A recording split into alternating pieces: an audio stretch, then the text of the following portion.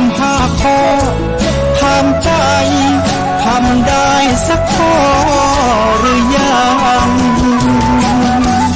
มีศีลสุขล้ำมีธรรมสุขใจ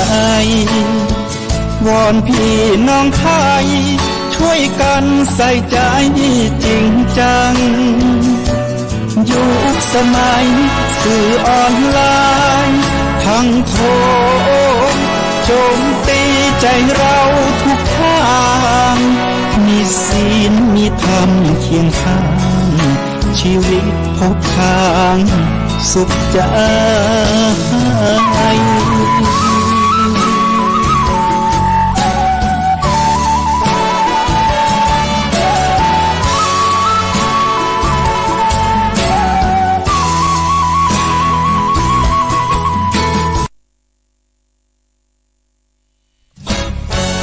ทำเป็นทีมสถานีธรรมะออนไลน์ขอเชิญติดตามชมรายการธรรมสากัจฉาสนทนาธรรมตามการคุยทุกเรื่องทุกประเด็นเติมธรรมะให้หัวใจเติมอาหารใจเติมพลังใจให้ตนเองเป็นประจำทุกวันเวลา 20 นาฬิกาเป็นต้นไป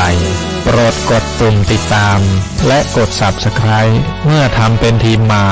เราจะได้พบกันเพื่อรับฟังสารธรรมข้อคิดดีๆมากมายรับบุญง่ายๆด้วยการกดแชร์เผยแพร่เป็นธรรมทาน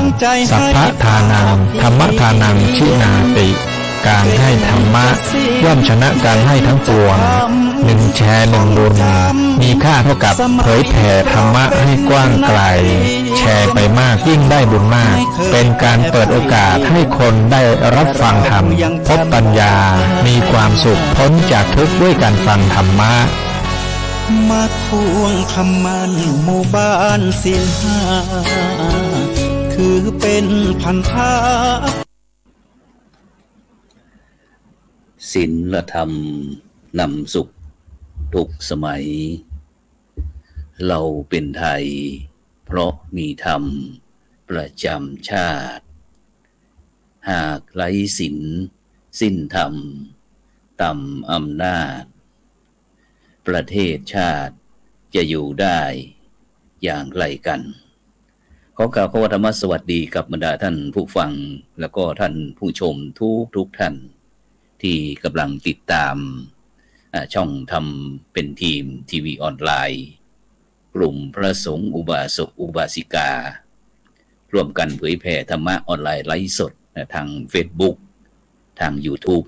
แล้วก็สถานีวิทยุ FM คลื่น 104.50 เมกะเฮิรตซ์วัดฝายหินจังหวัดเชียงใหม่แล้วก็เครือข่าย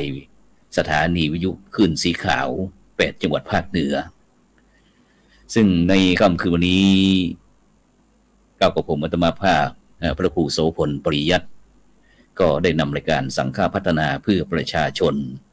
บทบาทพระสงฆ์ในยุคนิวนอร์มอนมาพบกับบรรดาท่านผู้ฟังท่านผู้ชมซึ่งในค่ำคืนนี้นั้นเราก็จะได้มาเรื่องคุยเกี่ยวกับโครงการหมู่บ้านรักษาศีล5นะเพราะว่าในขณะนี้ทางคณะกรรมการโครงการหมู่บ้านรักษาศีล5ผลเหนือนะก็คือตั้งแต่จังหวัดนครสวรรค์จนถึงจังหวัดเชียงรายแม่ฮ่องสอนนะ16จังหวัดภาคเหนือนั้นก็ได้มีกำหนดการตรวจเยี่ยมโครงการหมู่บ้านรักษาศีล5นะซึ่งบรรดาท่านผู้ฟังท่านผู้ชมก็สามารถที่จะให้กำลังใจโดยการกดติดตามกดไลค์กดแชร์เพื่อเป็นธรรมทานยิ่งแชร์มากก็ได้บุญมากแชร์น้อยก็ได้บุญน้อยไม่แชร์ก็ไม่ได้บุญนะหรือว่าจะร่วมบริจาคเป็นสาธารณกุศลนะชื่อบัญชีนั้นก็ออมบุญออมธรรมวันละบาททางธนาคารไทยพาณิชย์นะเลขที่บัญชีนั้นก็145244700-8ชื่อบัญชีนั้นก็พระไทยธรรมกิจพระมหาชันชัยพรหมประดิษฐ์แล้วก็ท่านพระอาจารย์จตุรงค์ชูศรีนะหรือว่าอีกธนาคารหนึ่งก็เป็นธนาคารกสิกรไทยเลขที่บัญชีก็376225นะ327-2ชื่อบัญชีนั้นก็พระมหาดวงทิพย์ปริยัตถารีด็อกเตอร์นะซึ่งบรรดาท่านผู้ฟังก็สามารถนะที่จะ ร่วมบริจาคเป็นสาธารณกุศลได้ตามเจตนานะซึ่งโดยเฉพาะนะช่องธรรมะเป็นทีมนี้ก็ถือว่าเป็นสื่อของคณะสงฆ์ไทยเราที่จะได้มานำงานต่างๆที่คณะสงฆ์ได้ทำทั้ง6ด้าน6ด้านไม่ว่าจะเป็นเรื่องการศึกษาการปกครองการเผยแผ่การศึกษาสงเคราะห์การสาธารณสงเคราะห์สาธารณูปการแล้วก็บวกอีกหนึ่งก็คือการสร้างพุทธมณฑลประจำจังหวัดมาพูดให้กับบรรดาท่านผู้ฟังท่านผู้ชมเพื่อที่จะได้เห็นงานบ้างนะว่าพระสงฆ์องค์เจ้าในยุคสมัยใหม่นี้พระคุณท่านพระคุณเจ้าทำอะไรกันนะซึ่งบางท่านบางคนก็อาจจะเข้าใจว่าพระสงฆ์เช้าเอนเพลนอนกลางวันพักผ่อนกลางคืนก็ซดมาอะไรต่างๆก็ว่ากันไปนะฉะนั้นก็เพื่อที่เราจะได้จิตเราจะได้เป็นบุญเป็นกุศลเริ่มตั้งแต่วันนี้เป็นต้นไปนะซึ่งไม่ว่าจะเป็นคืนวันศุกร์นะแล้วก็คืนวันอาทิตย์นะเราก็จะได้นำคณะกรรมการโครงการหมู่บ้านรักษาศีล 5ต้นแบบนะของแต่ละจังหวัดนั้นมาร่วมในการเช่นเดียวกันฉะนั้นเพื่อไม่เป็นการเสียเวลาก็วันนี้ได้รับความเมตตาจากท่านอาจารย์พระครูโสพลปริยัติสุธีรองศาสตราจารย์ดร.ปริญญาธรรม6ประโยครองเจ้าคณะจังหวัดพะเยาผู้อำนวยการวิไลสงฆ์พะเยามจร.วิเขตพะเยาผู้ช่วยเจ้าอาวาสวัดศรีคมคำอำเภอเมืองจังหวัดพะเยาแล้วก็คณะกรรมการโครงการหมู่บ้านรักษาศีล 5คนเหนือนมัสการครับท่านอาจารย์พระครูครับผมครับนมัสการครับผมและเจริญพรญาติโยมท่านสาธุชนทุกท่านที่รับฟังจากรายการเลยเนาะครับผมครับซึ่งวันนี้ท่านอาจารย์ครับวันนี้เป็นยังไงบ้างครับวันนี้ที่พะเยาเราได้ทักทายบรรดาท่านผู้ฟังท่านผู้ชมแล้วรู้สึกว่าวันนี้ใบหน้าอิ่มเอิบไปด้วยบุญด้วยกุศลครับผมศาสนกิจเป็นยังไงบ้างวันนี้ก็อย่างว่านะครับพอเย็นเนี่ยก็มีฝนลงนิดหน่อยครับผมก็ไม่แรงเท่าไหร่ครับก็พอที่ทำให้ดินชุ่มเนาะครับผมฉะนั้นก็บรรยากาศทางจังหวัดพะเยานี้ก็พี่น้องประชาชนชาวไร่ชาวนาของเราก็คงจะได้เริ่มฤดูการปลูกหวานแล้วนะครับท่านอาจารย์เนาะครับผมครับน้ำที่บึงหรือว่ากวานของเราเป็นไงบ้างครับตอนนี้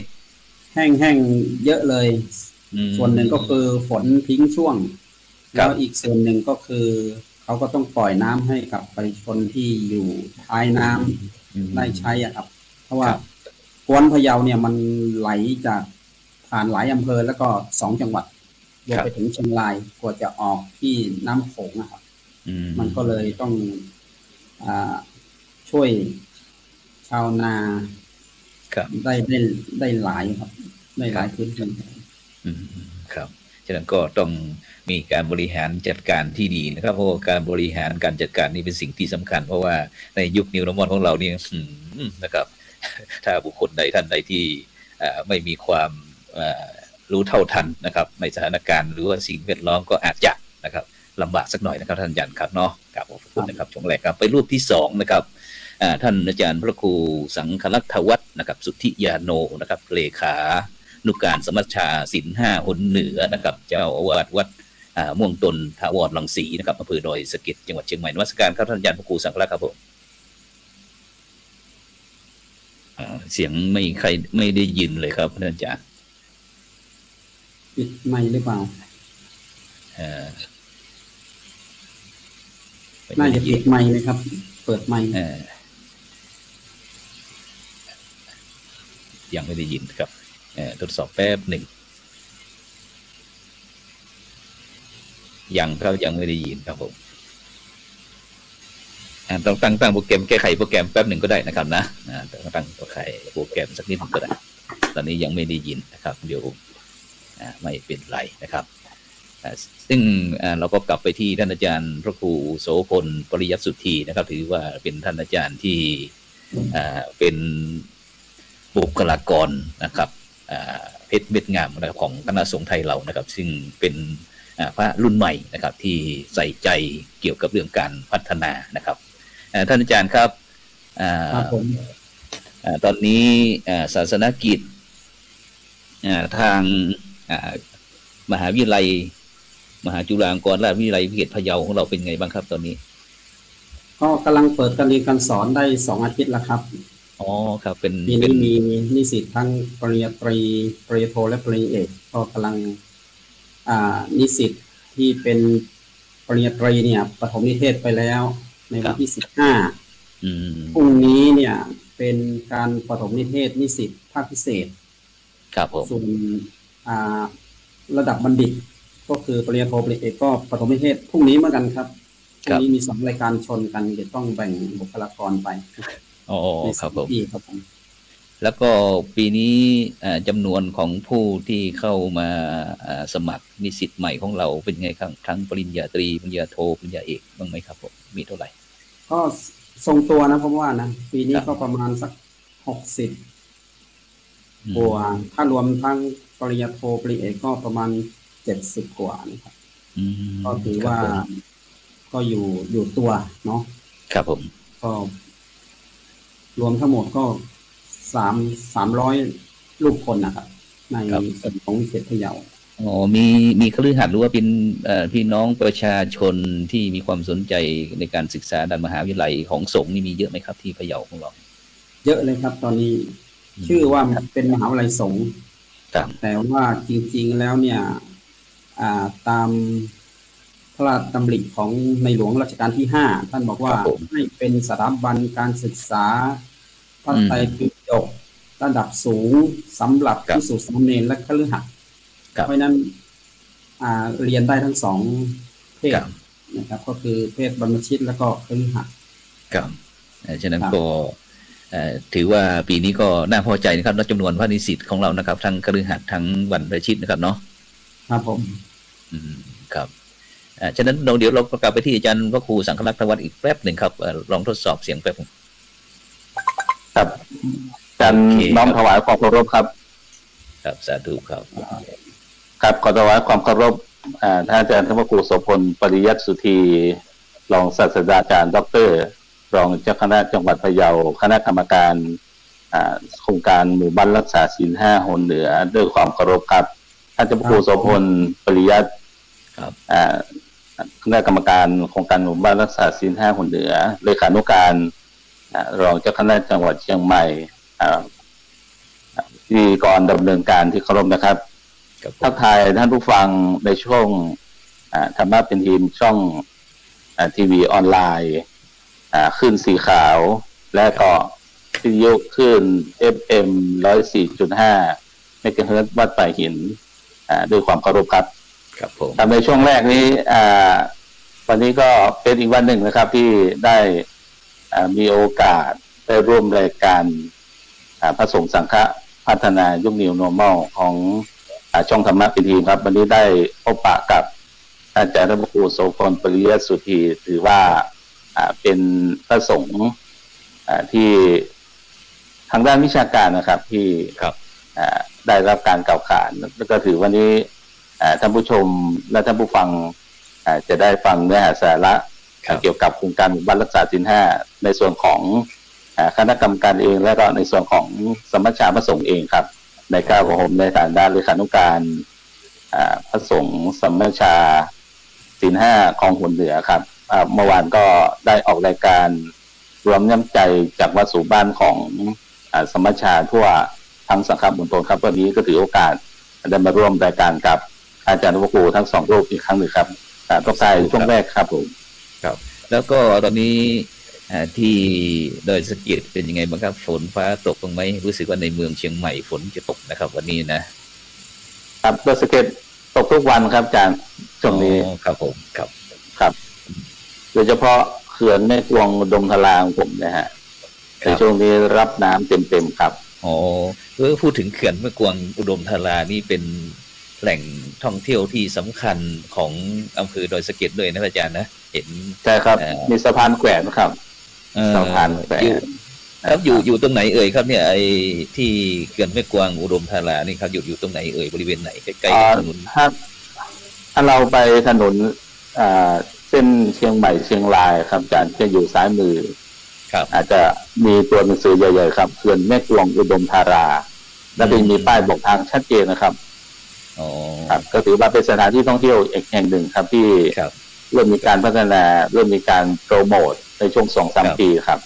ทุกวันวาเลนไทน์ก็จะจัดกิจกรรมสะพานแขวนเชื่อมใจ ครับ คล้ายๆกับต่างประเทศนะครับก็มีการนำพวงกุญแจมาคล้องใจของผู้บ่าวสาวเขามีจัดพิธีขับมงคลสมรสที่สะพานแขวนเชื่อมใจเลยครับ ครับแล้วท่านอาจารย์พระครูไปคล้องหรือยังครับผมเนี่ย พอไปเยี่ยมชมครับไม่ได้คล้องครับ ครับผมโอเคครับผม ก็เซาเย้าแย่ครับคณะครูบาอาจารย์เพราะว่าด้วยความรักความปรารถนาดีนะครับจากผู้ดำเนินรายการเองนะครับ ซึ่งก็อยากให้ผู้ร่วมรายการของเราได้สบายนะครับ เพราะว่าเรามาคุยกันไม่ใช่ว่าจะสักครู่นะครับ แต่ก็จะใช้เวลาก็ประมาณชั่วโมงครึ่งตั้งแต่2 ทุ่มเป็นต้นไปจนถึงเวลาประมาณ3 ทุ่มครึ่งนะครับซึ่งกลับไปที่ท่านอาจารย์พระครูโสพลปริยัติสุธีนะครับท่านอาจารย์ครับรู้สึกภารกิจเยอะไหมตอนนี้คณะสงฆ์ ก็ งานคณะสงฆ์เราเป็นไงบ้างที่พะ ที่ เยา ประชุมทุกวันครับ ประชุมทุกวันถ้าไม่ส่วนในส่วนของมหาวิทยาลัยก็ในส่วนของคณะสงฆ์ถ้าไม่ส่วนของคณะสงฆ์ก็ในส่วนของวัด ครับ มีอยู่รู้สึกวันที่2ผมประชุมอยู่7 บอร์ดในวันเดียวก็หนักอยู่แต่ช่วงนี้ก็ประมาณเช้าบ่ายก็ไม่หนัก อย่างวันนี้ก็เหมือนกัน วันนี้ไปอัดรายการกับพะเยาทีวีก็ในภาคบ่ายแล้วก็มาออกรายการนี้อีกก็ถือว่าก็สมควรนะครับตามภาระหน้าที่ถ้าเป็นรายการที่ถวายปัจจัยเนี่ยโอ้ท่านอาจารย์พระครูคงจะไม่มีสถานที่เก็บธนาคารก็คงจะไม่ไหวรับไม่ไหวแล้วนะ แล้วก็พูดถึงงานคณะสงฆ์นะครับคณะสงฆ์จังหวัดพะเยาของเรารู้สึกว่าปี2 ปีหรือว่า3 ปีอย่างปีที่3นี้ได้รับผลกระทบไหมครับจากสถานการณ์การระบาดของโควิดของเราเนี่ยครับครับเยอะเลยครับทั้งเรื่องของกิจการวัฒนธรรมประเพณีเนาะเพิ่งผ่อนคลายครับเพิ่งผ่อนคลายก่อนก็2 ปีที่แล้วก็กิจกรรมอะไรต่างๆอย่างวัดศรีคมคำเนี่ยงานประเพณีไหว้สา8 เป็งประเพณีไหว้สาพระเจ้าตนหลวงเนี่ยก็งดไป2 ปีเพิ่งมาจับปีนี้ครับแล้วก็เป็นเรื่องของกระทบแม้แต่การเรียนการสอนของมหาวิทยาลัยก็ใช้ระบบทางไกลครับเพราะว่าถ้าไปอยู่รวมกันก็โควิดเนาะก็ใช้ระบบแต่ผมว่านะทั้งหมดทั้งสิ้นเนี่ยมันมีผลกระทบจริงแต่ด้านบวกมันก็มีเนาะด้านลบมันก็ต้องเลือกเอาในสิ่งที่เราสามารถที่จะนำไปใช้ประโยชน์ได้ครับผมครับผมซึ่งงานในฐานะที่พระอาจารย์เป็นผู้บริหารระดับสูงทั้งคณะสงฆ์แล้วก็มหาวิทยาลัยครับรู้สึกว่าการทำงานของเราในปัจจุบันนี้เรามีการประยุกต์หรือว่าปรับปรุงในวิธีในการบริหารการจัดการบ้างไหมครับเรารู้สึกมีการรู้สึกว่ามันมีการเปลี่ยนแปลงบ้างไหมครับในการบริหารจัดการในปัจจุบันนะครับเปลี่ยนแปลงไปเยอะเลยถ้าเป็นสื่อเนาะสื่อในสมัยก่อนเราอาจจะเป็นเรื่องของการยกใกล้ๆครับประชุมหรือว่าการออกรายการต้องไปณที่ตั้งแต่ในปัจจุบันเนี่ยเราก็สามารถออนไลน์ได้ทุกที่ทุกแห่งครับนี่ก็คือความเปลี่ยนแปลงแม้แต่ในหนังสือครับเมื่อก่อนเจ้าหน้าที่เขาจะเอาแฟ้มมาให้เราเซ็นใช่ไหมในยุคปัจจุบันเนี่ยเราก็เซ็นในมือถือของเราได้เลยแล้วก็ส่งไปเขาก็ไปปริ้นออกที่สำนักงานแล้วก็เขาก็เอาไปแจกจ่ายตามกอบลงเลยครับผมได้นี่คือมันเปลี่ยนวิถีชีวิตของเราไปนะครับแล้วการเปลี่ยนแปลงอย่างนี้อาจารย์รู้สึกว่ามันขาดอะไรบ้างไหมครับหรือว่ามันสะดวกยิ่งขึ้นหรือว่ามันทำให้เราเสียสิทธิเสรีภาพหรือว่าความสุขส่วนตัวอะไรบ้างไหมครับตรงนี้ได้รับผลกระทบยังไงการเปลี่ยนแปลงทั้งดีและไม่ดีเนาะอย่างที่กล่าวมาคือเรามองในแง่ดีส่วนด้านเสียเนี่ยผมว่ามันก็คงยังมีนะเช่นถ้า ถ้าคนเล่นสื่อ ครับ นะครับเล่นสื่อก็จะหมกมุ่นอยู่กับสื่อสารอะไรต่างๆ ไม่ว่าจะเป็นเรื่องของมือถือเรื่องของคอมพิวเตอร์เรื่องของ ครับ อะไรต่างๆเหล่านี้นี่ผมใช้คำว่าเล่น ครับ แต่ถ้าใครที่นำมาใช้ประโยชน์นะครับ ก็จะเกิดประโยชน์อย่างมหาศาลเช่น เราจะมีสองคำหนึ่งก็คือใช้ประโยชน์ แล้วอีกส่วนหนึ่งก็คือเล่นครับ ครับ เพราะฉะนั้นคำว่าเล่นกับคำว่าใช้เนี่ย มันก็ประโยชน์ต่างกัน ครับ ครับเพียงแต่ว่าเราจะเอียงไปด้านใดด้านหนึ่งมากกว่ากันแค่นั้นเองนะครับ ครับ แล้วถ้าอย่างสมมติว่าถ้ามุมมองของอาจารย์ครับเรื่องการอย่างโดยเฉพาะเรื่องการเผยแผ่พระพุทธศาสนานะครับผมมันสมัยก่อนอย่างที่เราจะใช้การที่คณะบรรดาพี่น้องพุทธศาสนิกชนก็จะเข้ามาวัดนะครับเนาะแต่ในปัจจุบันนี้มันก็มีการเป็นออนไลน์บ้างทั้งอะไรจีปถาอาจารย์มีมุมมองยังไงบ้างครับตรงนี้ก็ตอนนี้อย่างการสวดมนต์เนาะ ครับผม ชาวบ้านก็ไม่จำเป็นจะต้องมาที่วัดพระก็ตั้งกล้องแล้วก็โยมก็ไปสวดที่บ้านได้ อันนี้คืออำนวยความสะดวก ครับ มันเหมาะสมไหมเพราะว่าเหมาะสมอย่างยิ่งนะบางครั้งเนี่ยผู้เฒ่าผู้แก่ไม่สามารถเดินทางมาวัดได้ด้วยตัวเอง ครับ ใช่ไหมหรือว่าถ้าจะมาจะต้องรอลูกรอหลานที่หนึ่งหมดภารกิจหน้าที่การงานแล้วก็ค่อยนำมา ซึ่งเขาก็เหนื่อยอยู่แล้วครับเพราะฉะนั้นถ้าเรามีสื่ออย่างนี้ออกไปผู้เฒ่าผู้แก่ที่อยู่บ้านก็ดีหรือว่าผู้ป่วยติดเตียงก็ดีเขาสามารถที่จะไหว้พระสวดมนต์แล้วก็ฟังธรรมนะครับ แม้ว่าบางวัดจะมีสื่อทางเดียวเนาะก็คือการตั้งกล้องแล้วก็เผยแพร่ทางด้าน Facebook ก็ดีหรือว่า YouTube ก็ดีก็ยังดีกว่าที่มันไม่ได้มีกิจกรรมนะครับแต่ว่าบางที่เขาก็ก้าวหน้าก็คือเราใช้ระบบเนี่ยครับใช้ระบบซูมใช้ระบบอะไรต่างๆที่มันสามารถตอบโต้กันสองทางนะครับการสื่อสารสองทางก็จะดียิ่งขึ้นนะครับแล้วแต่ว่าสถานการณ์นะครับผมครับผมฉะนั้นเราไปที่อาจารย์พระครูสังฆลักษณ์ธวัฒน์ครับอาจารย์ครับอย่างมุมมองของอาจารย์บ้างครับอย่างที่วัดพระอาจารย์เนี่ยครับอย่างในยุคปัจจุบันยุคนิวนอร์มอนนะครับมันอาจารย์เห็นชัดขึ้นไหมครับเรื่องการเปลี่ยนแปลงหรือว่าเป็นเรื่องปกติไม่ได้รับผลกระทบอะไรครับครับในส่วนของกับผมเราก็ต้องปรับเปลี่ยนกลยุทธ์กลวิธีครับเหมือนกับท่านอาจารย์พระครูโสพลปริยัติสุธีได้กล่าวผมก็ทำสองอย่างครับจากทั้งออนไซต์ทั้งออนไลน์ครับเช่นเราเอาศรัทธาสาธุชนญาติโยมสะดวกบ้างเช่นการสวดมนต์ก็ดีนะครับผมก็มีทั้งสองอย่างครับก็สามารถรับชมในเพจของ Facebook ของทางวัดซึ่งทางวัดก็สร้างเพจ Facebook ไว้ครับเราก็มีทีมงานถ่ายทอดสดโดยมีอุปกรณ์ครบหมดนะครับนี่ก็คือช่องทางหนึ่งสำหรับศรัทธาสาธุชนญาติโยมที่ไม่สะดวกในยุคโควิดนะฮะแล้วอีกส่วนหนึ่งก็แบบออนไซต์ครับก็คืออย่างชาวบ้านยังถืออยู่ว่าถ้าไม่ได้เห็นหน้าพระพุทธรูปประจำพระวิหารเนี่ยครับมันก็ความอิ่มเอิบใจความเต็มใจมันก็จะลดน้อยหายลงไปก็มีครับแต่ผมกิจกรรมต่างๆผมก็ทำตลอดนะครับก็เป็นไปตามมาตรการการป้องกันคำต่างๆครับเป็นต้นว่าเครื่องตรวจวัดอุณหภูมิเจลแอลกอฮอล์แมสต่างๆเนี่ยฮะเราก็มีตามมาตรการของกระทรวงสาธารณสุขครับในการคัดกรองผู้เข้าร่วมกิจกรรมครับแล้วมันก็ทำทั้งสองอย่างครับอย่างคำโบราณว่า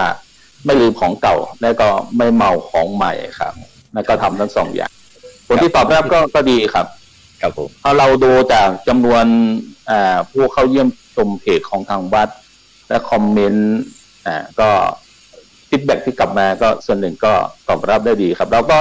ต้องปรับเปลี่ยนในการเผยแผ่ทำไปตามสถานการณ์ครับจ้ะครับเราก็ต้องเข้าตามยุคที่ม่วงโดนถาวรรังสีเรายังมีเสียงตามสายบ้างไหมครับมีครับมีประจำนะครับเราก็ใส่ต้นทุนเดิมที่เรามีนะครับจ้ะครับก็อย่างผู้เฒ่าผู้แก่เหมือนกับท่านอาจารย์พระครูโสพลปริยัติสุธีได้กล่าวก็สามารถอยู่ที่บ้าน ฟัง ครับ เสียงสวดมนต์ของทางวัดได้ครับ ครับ มีตีระฆังทุกวันมีสวดมนต์ทุกวันครับทางเสียง ครับ ตามสายครับ อ๋อ ให้ชาวบ้านได้ยินครับ ครับ เรามีการปฏิสัมพันธ์ระหว่างวัดกับบ้านเนี่ย ตามหลักบวรครับอาจารย์ ครับผม แต่ตอนเช้าเนี่ยผมก็ออกบิณฑบาตทุกๆเช้าครับ ตามกิจของสงฆ์เราก็ถือโอกาสตรงจุดนั้นนะครับเป็นการเชื่อมระหว่างชาวบ้านกับเราครับ ครับ ครับ นี่ก็คื ซึ่ อง อย่างถ้า เราก็ต้องเปลี่ยน ครับผมซึ่งอย่างในเมืองเชียงใหม่ครับเมื่อก่อนที่ก็ผมมาแรกๆที่มาเชียงใหม่กับ20 กว่าปีกับ30 ปีเมื่อก่อนก็ถ้าตื่นเช้ามานะครับภาคในเมืองใหญ่ๆก็จะออกไปรับอาหารบิณฑบาตนะครับแต่ในปัจจุบันตั้งแต่3 ปี2 ปี3 ปีนี้รู้สึกว่ามันก็เปลี่ยนแปลงเหมือนกันครับอย่างประตูท่าแพประตูเชียงใหม่ประตูสวนดอกประตูช้างเผือกอะไรต่างๆเหล่านี้นะครับก็มีการเปลี่ยนแปลงไปเมื่อก่อนนี่ก็มีคณะศรัทธาญาติโยมเยอะนะครับที่เตรียมอาหารใส่บาตรแต่ในปัจจุบันนี้ก็ไม่ค่อยมีละลูกค้าลูกเนนก็ได้รับผลกระทบตรงนี้ก็จะไม่ออกรับอาหารบิณฑบาตนะครับเพราะว่าหรือว่าจะเป็นการเปลี่ยนแปลงที่ผ่านอย่างยุคนิวนอร์มอลนี่นะครับซึ่งกำลังจะเป็นnext normal ต่อไปนะครับฉะนั้นคณะสงฆ์ไทยเราก็มีการนะครับมีการปฏิรูปในด้านต่างๆนะครับโดยเฉพาะเรื่องการเผยแผ่นะครับท่านอาจารย์ครูโสพลครับท่านอาจารย์ครูโสพลเคยได้ยินหน่วยอบรมประชาชนประจำตำบลหรือว่าอบต.บ้างไหมครับผมครับก็ทางเหนือของเราเนี่ยเป็นที่ขึ้นชื่อของคณะสงฆ์ทั้งประเทศเนาะว่าได้ขับเคลื่อนงานอบต.เนี่ยได้อย่างเข้มแข็งนะครับครับเพราะว่าสมเด็จพระมหารัชมังคลาจารย์ท่านก็ปูพื้นฐานไว้มากพอสมควรในขณะที่ท่านดำรงตำแหน่งเป็นเจ้าคณะใหญ่หนเหนือครับซึ่งโดยเฉพาะไอโครงการเมื่อก่อนถ้าใครที่เกิดนานสักหน่อยครับเมื่อประมาณปี2518นะครับหลวงพ่อสมเด็จฟื้นวัดสามพญานะครับที่คุณครูสลาท่านแต่งเพลงนะครับสมเด็จฟื้นวัดสามพญาท่านเป็นคนก่อตั้งแต่ปี18แล้วหนอนะครับ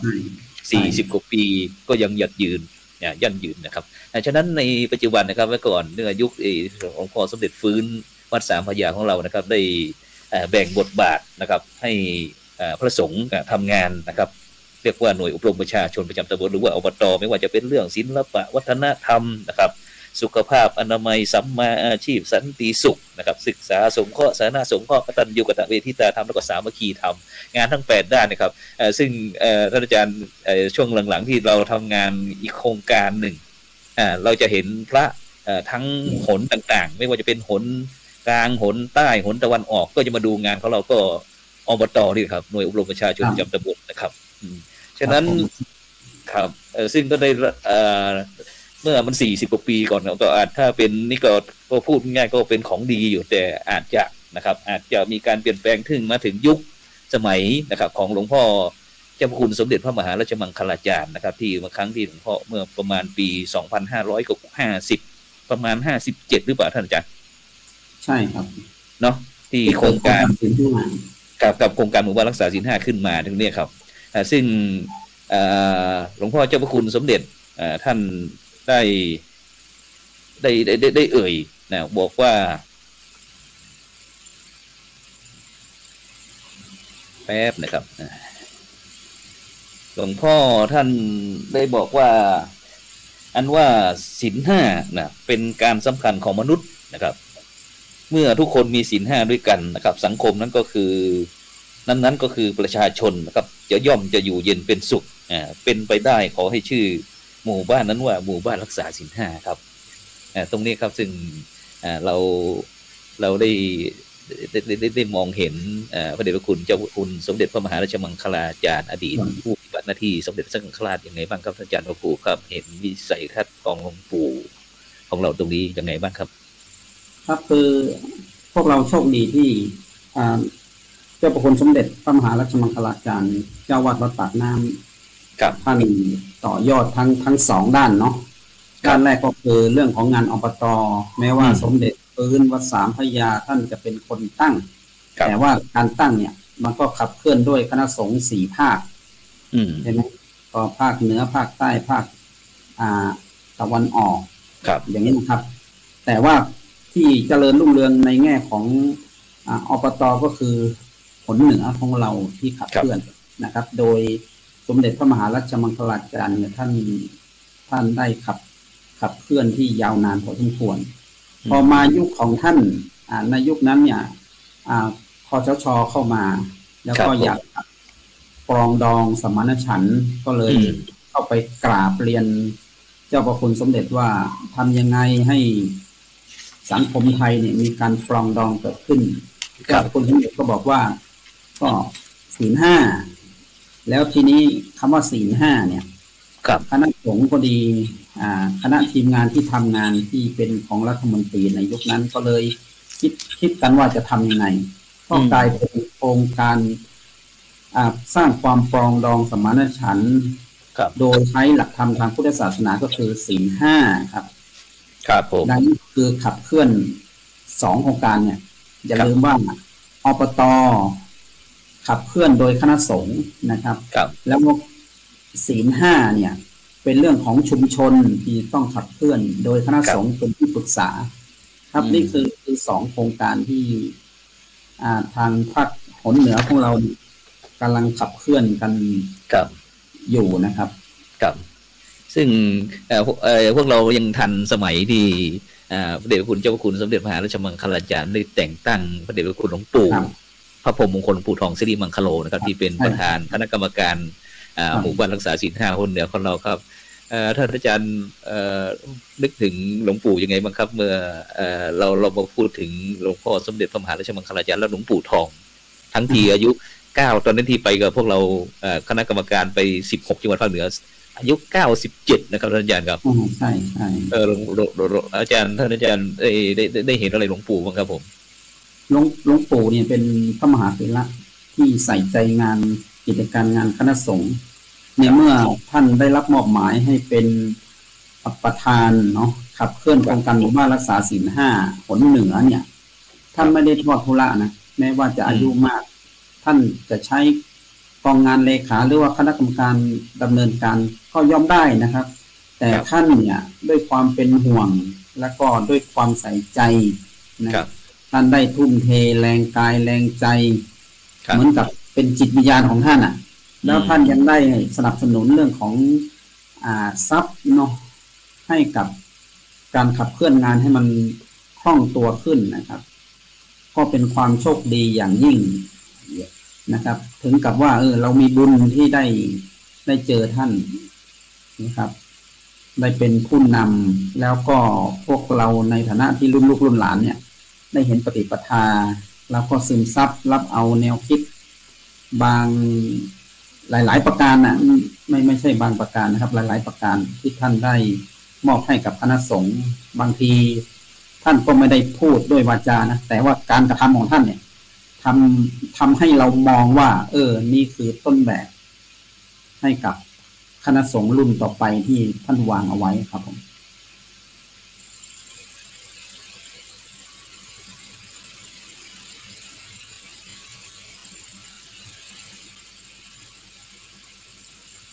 เสียงไม่ได้ยินครับโอเคครับผม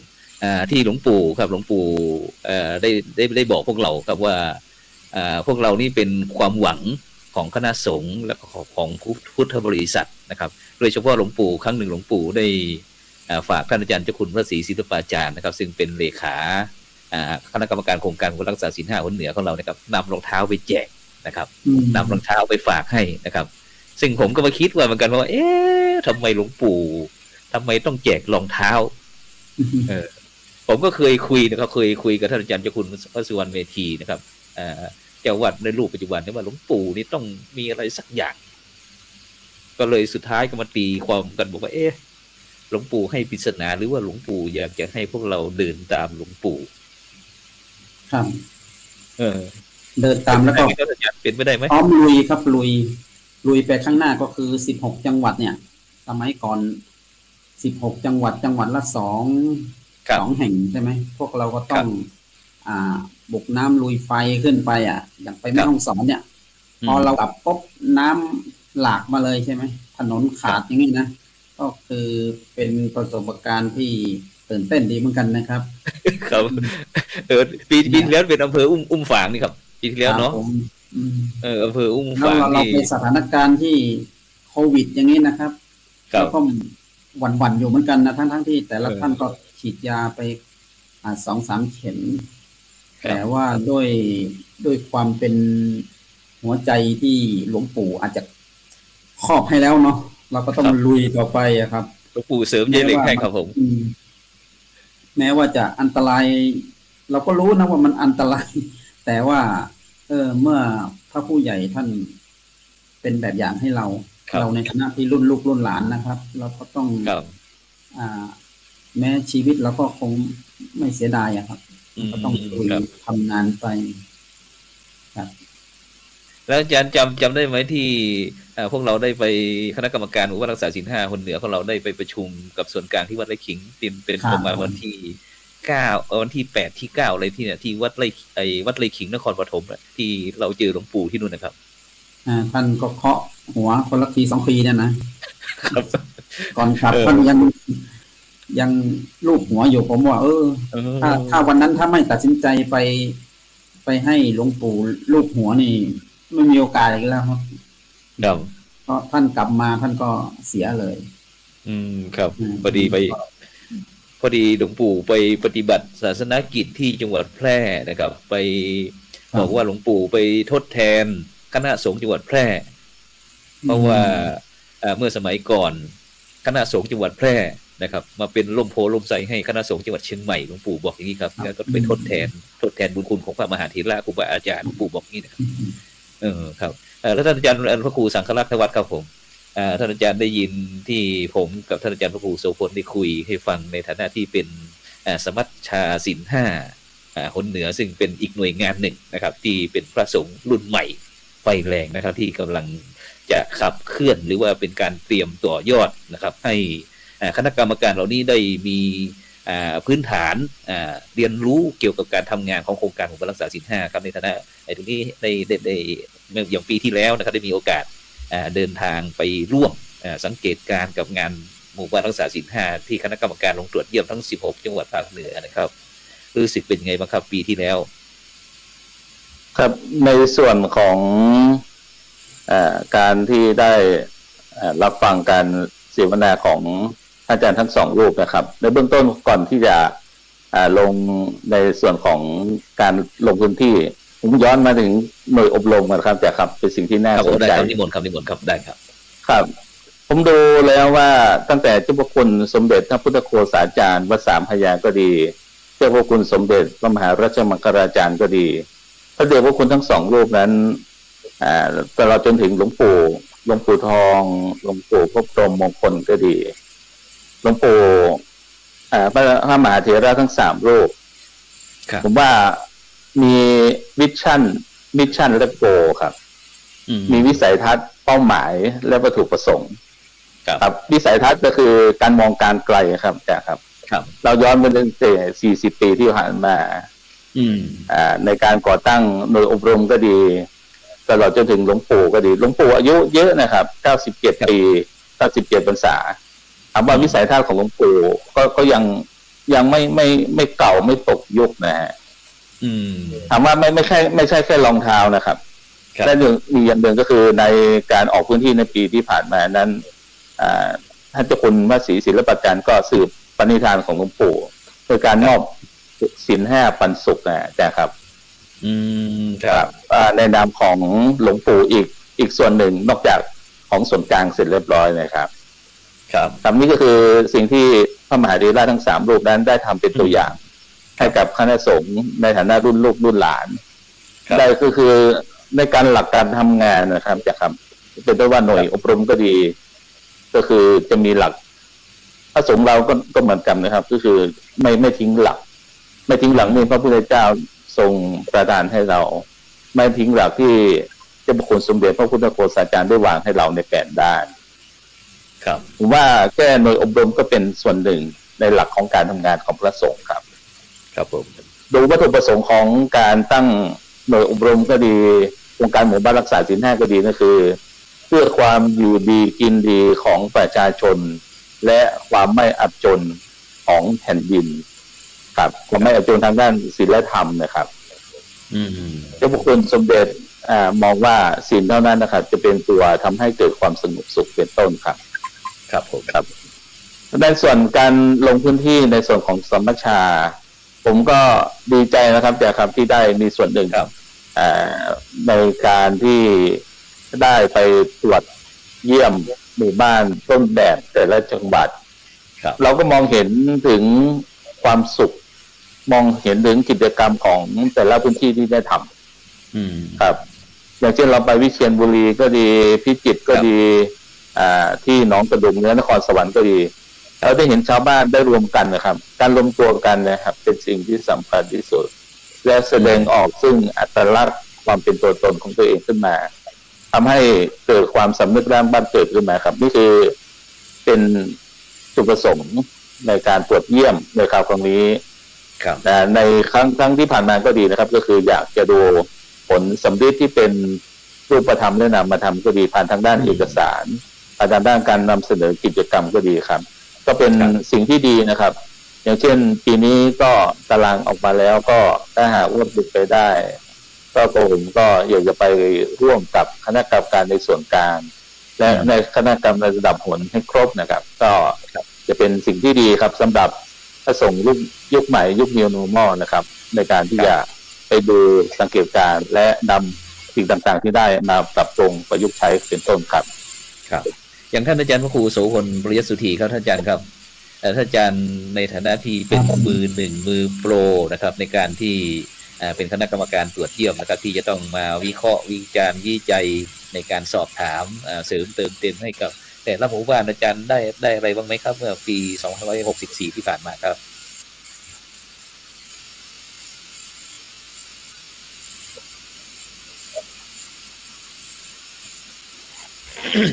อาจารย์ได้ยินผมไหมครับผมหรือว่าอินเทอร์เน็ตอาจจะครับผมก็ครับพอดีเป็นช่วงโควิดแล้วก็เราก็ได้เหมือนกับแบ่งงานกันทำเนาะก็ไม่ได้ไปครบทุกจุดนะครับแต่เท่าที่ลงแล้วเนี่ยผมว่าโครงการว่ารักษาศีลห้าเนี่ยเริ่มชัดเจนขึ้นเยอะมากครับเริ่มแรกๆอย่างปี2558 59เนี่ยพวกเราก็ยังทำงานแบบยังคำหาเป้าหาจุดอยู่ใช่ไหมครับใช่ไหมพอเรามาแยกว่าอันนี้จะต้องขับเคลื่อนด้วยชุมชนครับก็ขับเคลื่อนด้วยชุมชนพอขับเคลื่อนด้วยชุมชนเนี่ยมันก็ทำให้เห็นว่าชุมชนเนี่ยเขาเข้มแข็งนะครับโดยพระสงฆ์เราเนี่ยก็ได้ไปช่วยเป็นที่ปรึกษาแล้วก็อย่าออกมาโดยมากอย่าเน้นสัมมาอาชีพก็คือการทำสวนเกษตรการประกอบอาชีพหลากหลายนั่นคือเราเห็นถึงว่าประชาชนเนี่ยนำหลักของศีลห้าไปใช้ไม่ว่าจะเป็นเรื่องของความซื่อสัตย์สุจริตเนาะมันก็รวมอยู่ที่ศีลข้อ4บ้างแล้วก็ไม่ลักขโมยมันก็เป็นศีลข้อที่2อย่างเงี้ยครับมันก็เชื่อมโยงกันหมดนะครับหลักธรรมต่างๆที่เราได้เรียนรู้กันมามันก็สรุปลงที่ศีลห้าเนี่ยครับเราก็เห็นว่าพัฒนาการมันเกิดเยอะแล้วก็คณะกรรมการก็เบาขึ้นนะครับเพราะว่าเราเห็นรูปแบบต่างๆครับมาทำครับสาธุครับผมตอนนี้ท่านอาจารย์เจ้าคุณครับนมัสการนะครับจังหวัดกาฬสินธุ์ครับผมครับวันนี้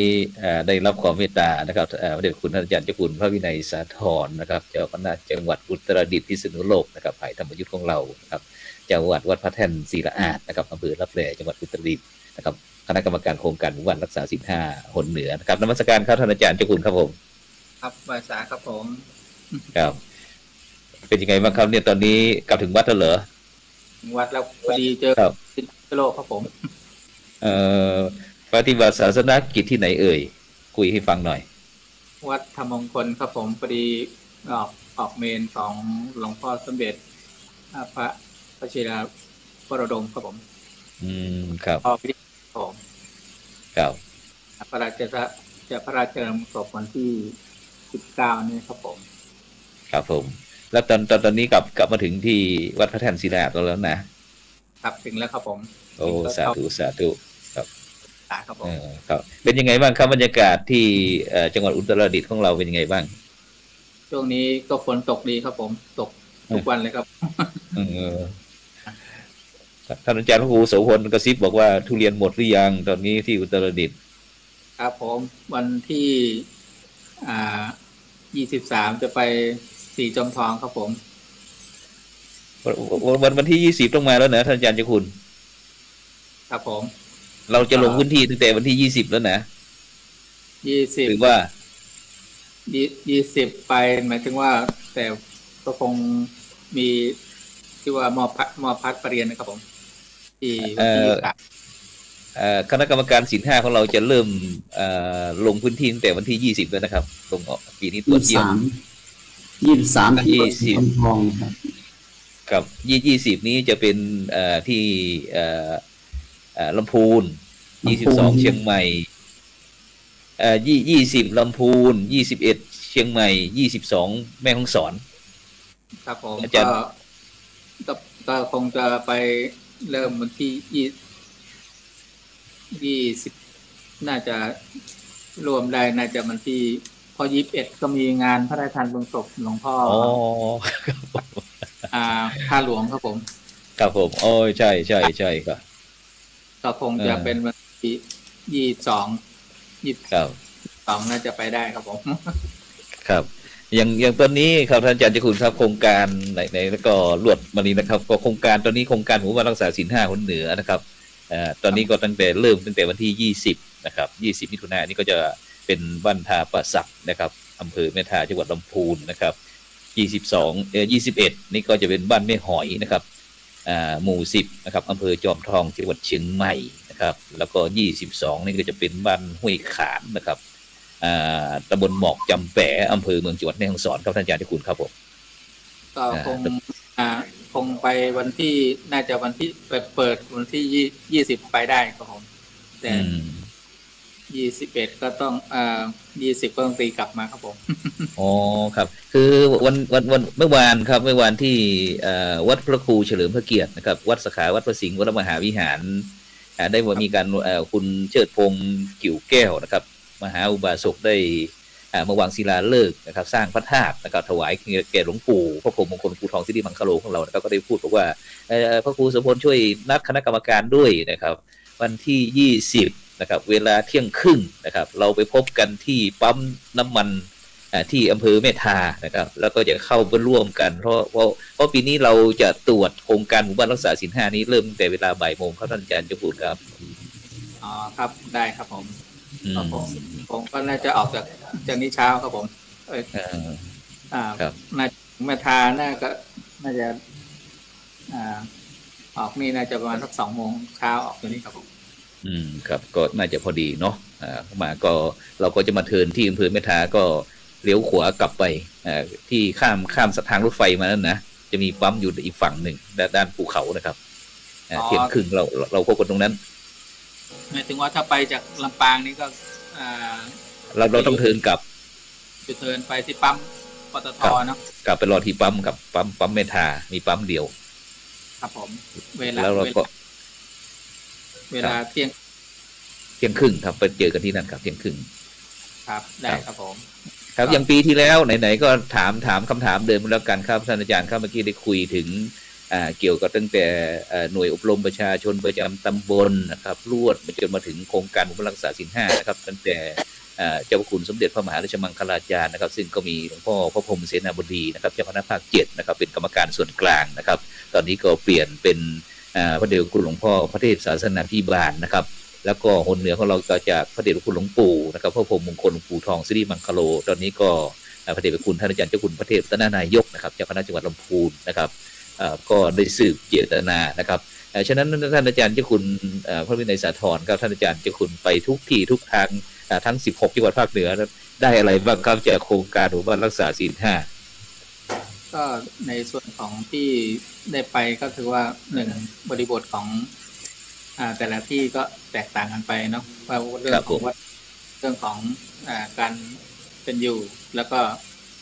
เรื่องของการที่จะได้ก็คือเป็นเรื่องของการ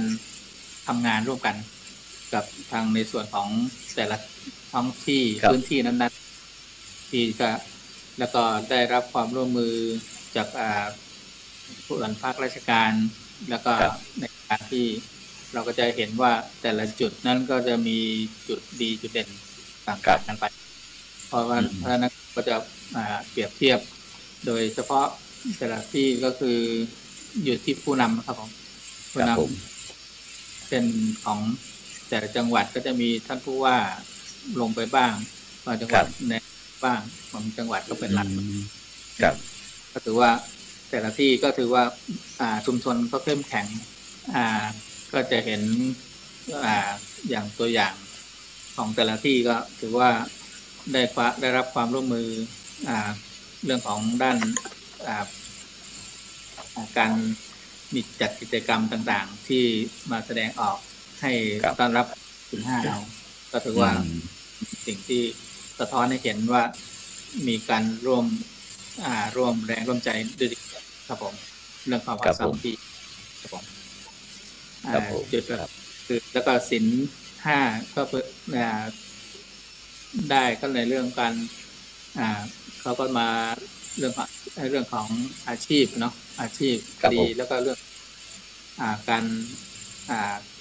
เศรษฐกิจของท้องถิ่นนั้นๆครับผมที่เขามีการร่วมกันก็ถือว่าเป็นประโยชน์กับในเรื่องของการใช้โครงการศีล 5เป็นตัวขับเคลื่อนครับผมก็ถือว่าเป็นจุดหลักๆครับผมครับผมสาธุครับไปที่ท่านอาจารย์พระครูโสพลปริยัติสุธีครับท่านอาจารย์ครับปีที่แล้วนี่รู้สึกว่าไฮไลท์ของหมู่บ้านรักษาศีล 5ปีที่แล้วนี่พระเดชพระคุณท่านอาจารย์เจ้าคุณพระเทพรัตนนายกนะครับหรือว่าหลวงพ่อเดชคุณหลวงพ่อเทพศาสนาธิบาลบอกว่าศีล 5กินได้อย่างงี้ครับผมเป็นยังไงครับศีล 5กินได้อย่างปีที่แล้วครับก็เป็นเรื่องของสัมมาอาชีพครับที่ชุมชนนั้นๆจะต้องยกอาชีพขึ้นมาเป็นตัวตั้งแล้วทีนี้เอาศีลธรรมก็คือศีลนะครับศีลแล้วก็ธรรมใช่ไหมศีล 5 ข้อธรรม 5 ข้อเข้ามาเป็นบูรณาการใช่ไหมเราจะทำยังไงให้มันเป็นผลิตผลที่มันสามารถกินได้ครับก็หมายถึงว่าเราจะใช้หลักธรรมยังไงเช่นหลักธรรมที่ง่ายที่แน่นอนที่สุดใช่ไหมประชาชนในเมื่อมีอาชีพหน้าที่การงานประกอบอาชีพแล้วเนี่ยเรื่องลักขโมยเนี่ยไม่มีอยู่แล้วนะครับอันนี้ก็คือศีลข้อที่ 2ส่วนศีลข้อที่ 3ก็คือเมื่อสังคมเขารักษาศีลแล้วเนี่ยเราก็ไม่ต้องไปกังวลเรื่องของการหลอกลวงใช่ไหมการโกงตาช่างการคดโกงอะไรต่างๆเหล่านี้ครับการด่าทอก็ไม่มีปัญหาอยู่แล้วเพราะฉะนั้นเราจะมองมิติของศีลในเชิงของเศรษฐกิจก็คือศีล 5กินได้ครับ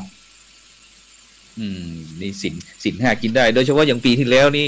พี่น้องประชาชนเราก็ส่วนมากเราก็จะมีมาตรการนะครับอย่างสถานการณ์โควิดอาจจะมีการควบคุมว่าจะต้องรักษาระยะห่างนะครับแล้วก็ต้องปฏิบัติตามกฎกระทรวงสาธารณสุขมีการคัดกรองบุคคลอะไรต่างๆแล้วก็รักษาต้องใส่แมสอะไรต่างๆแล้วก็การตรวจเยี่ยมต้องไม่เกิน2ชั่วโมงอะไรต่างๆเหล่านี้เข้ามานะครับซึ่งอย่างปีที่แล้วนี่ก็ทางโครงการของเราได้มีการจำกัดคนไหมครับไม่เกิน50 คนใช่ครับใช่แล้วก็มีอย่างปีที่แล้วนี่ก็มีโครงการหมู่บ้านรักษาศีล 5ของเราก็ได้มีการนำถุงยังชีพนะครับอาจารย์นะถุงยังชีพไปมอบให้กับบรรดาหมู่บ้านรักษาศีล 5ต้นแบบของเราก็ประมาณ80ชุดใช่ไหมครับอาจารย์หรือว่า50ชุดเนาะหมู่บ้านละ50คือทางแล้วก็ทางเขาให้50ครับผมแล้วก็สิทธิ์ของหลวงปู่ทองครับท่านก็ให้มาอีก30รวมเป็น80พิเศษก็ของคนเหนือของเรา คนเหนือของเรามี80ชุดแต่ถ้าหนอื่นนี่ก็จะมี50ชุดนะครับซึ่งอย่างปีนี้ครับอย่างท่านอาจารย์พระครูครับอย่างปีนี้ในฐานะที่เป็นคณะกรรมการโครงการหมู่บ้านรักษาศีล5ปีนี้คาดหวังอะไรกับโครงการหมู่บ้านรักษาศีล5บ้างปีนี้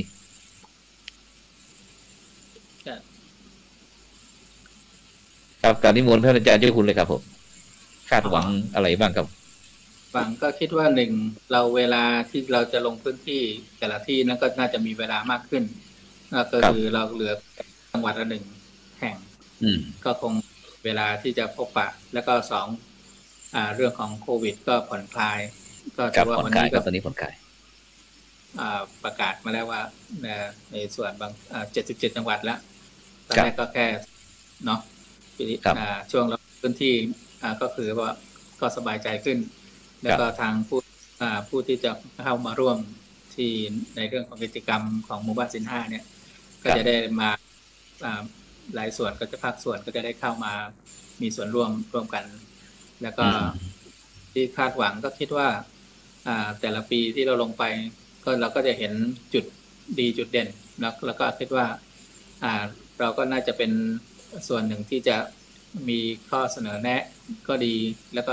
2จริงๆก็คือเป็นเรื่องของการขับเคลื่อนต่อยอดคิดว่างั้นเพราะว่าแล้วก็วัดที่จังหวัดที่เขาคัดมาแล้วเนี่ยคิดว่าเขาก็เป็น1ในจังหวัดนั้นๆแล้วคิดว่าเราก็จะง่ายขึ้นแล้วก็การบริบทต่างๆที่เราจะและข้อหลักๆที่เราเน้นก็เรื่องของสุขภาพเรื่องของสมาอาชีพเรื่องของเศรษฐกิจพอเพียงหรือในส่วนของศีลมีศีลมีสุขเนาะคิดว่าตรงนั้นจะเป็นจุดที่จะเน้นไปเพื่อให้เป็นรูปธรรมมากขึ้นครับผมครับผมกลับไปที่ท่านอาจารย์พระครูสังฆลักษวัฒน์นะครับสุทธิยาโนนะครับเลขาสมัชชาศีล5หนเหนือของเรานะครับจากเป็นพระสงฆ์นักรุ่นใหม่นะครับที่กำลังจะมาเสริมช่วยเป็นพลังสนับสนุนโครงการหมู่บ้านรักษาศีล5ของเราอีกชั้นหนึ่งนะครับอยากเห็นอะไรจากโครงการท่านอาจารย์พระครูสังฆลักษณ์ครับปีนี้จริงในส่วนครับได้จริงพระเดชพระคุณท่านมีนายสาธรได้พูดนะฮะว่าในส่วนของคณะกรรมการอยากเห็นแล้วนะฮะแต่ส่วนผมในส่วนของสมัชชาเองเราก็มีการแบ่งหน้าที่ในการลงพื้นที่นะฮะแต่ละภาคอย่างคณะสงฆ์4 5 6อย่างผมนี่ก็ได้รับผิดชอบในส่วนของจังหวัดอุตรดิตถ์พิษณุโลกสุโขทัยแต่เราก็คุยกันครับในวงของคณะกรรมการของคนเหนือในส่วนของสมัชชาถ้าเป็นไปได้ผมก็อยากอาจจะไปครบทั้ง16แห่งนะฮะก็คือ1ที่เมื่อวานได้ร่วมรายการรวมน้ำใจจากวัดสุบ้านของสมัชชาก็คือ1อยากจะไปเยี่ยมสมาชิกสมัชชาเราก็เป็นกลไกหนึ่งในการขับเคลื่อนกิจกรรมหมู่บ้านรักษาศีล5ว่าในรอบปีที่ผ่านมาก็ดีในการซัพพอร์ตในการขับเคลื่อนกิจกรรมเนี่ยเป็นไปได้มากน้อยแค่ไหนส่วนหนึ่งในส่วนที่2นั้นเราก็อยากจะนำเสนอกิจกรรมนะฮะก็ได้ตกลงกันในวงของสมัชชาว่าจะนำกิจกรรมของหมู่บ้านรักษาศีล5ที่จะลงนะฮะตั้งแต่วันที่20ไปจนถึงวันที่4สิงหาคมออกรายการทุกวันพฤหัสนะครับเวลาตั้งแต่ 5 โมงเย็นเป็นต้นไปถึง 6 โมงเย็นนะฮะก็อย่าตัดเอาสักจังหวัดละ5 นาทีครับจะได้ให้กับผู้ชมที่รับฟังอีกช่องทางหนึ่งครับได้ดูกิจกรรมว่าในการติดตามประเมินผลเขาติดตามการประเมินผลยังไงแล้วกิจกรรมของแต่ละพื้นที่นะเขาทำยังไงเป็นต้นครับนี่คือความคาดหวังของสมัชชาคือเราเป็นหน่วยเล็กๆเป็นกลไกเล็กๆที่ไปเติมเต็มคณะกรรมการชุดใหญ่ครับนั่นจะครับว่าคณะกรรมการชุดใหญ่นั้นอาจจะดูเกี่ยวกับโปรเจกต์ใหญ่ของกิจกรรมหมู่บ้านรักษาศีล5นั้นๆแต่อนุกรรมการอย่างเช่นสมัชชาเราก็ดูในสิ่งที่การนำเสนอในสิ่งที่เป็นประโยชน์ของพี่น้องประชาชนเช่นกิจกรรมต่างๆเราก็จะเป็นตัวขับเคลื่อนให้กับคณะกรรมการชุดใหญ่อีกทีหนึ่งครับเราก็ได้นั่นหมายนะครับพระเดชพระคุณผู้เป็นประธาน พระเดชพระคุณพระเสียราชสมัจจารมุนีก็จะมาร่วมครับ ที่ลำพูนแห่งแรกครับครับหลวงพ่อรองเจ้าคณะจังหวัดนครศรีนครราชสีมาครับอาจารย์ช่วยอย่างที่ประธานนี่อยู่ส่วนกลางแล้วก็ที่นี่รองประธานแล้วก็กรรมรองประธานแล้วก็เลขาสมัชชาของเรามีกี่รูปครับมีใครบ้างครับผมของในส่วนของคนเหนือก็มีท่านอาจารย์พระครูปิยวันเป็นรองประธานรูปที่1มีหลวงพ่อท่านพระครูครับใช่ครับเป็นเชียงรายรูปที่1หลวงพ่อท่านพระครูวิสิทธิ์วรนาถรูปที่2ครับเจ้าคณะอำเภอเวียงชัยครับเวียงชัยเชียงรายครับแล้วก็รูปที่3ครับท่านอาจารย์พระมหาสุภาพวิรโชครับผู้ช่วยเลขานุการเจ้าคณะจังหวัดนครสวรรค์เป็นรองรูปที่3นครสวรรค์ใช่ครับนครสวรรค์แล้วก็ผมเป็นในส่วนของเลขานุการของสมัชชาหนเหนือครับในส่วนของการบริหารของสมัชชาเรามี4รูปครับโดยประมาณ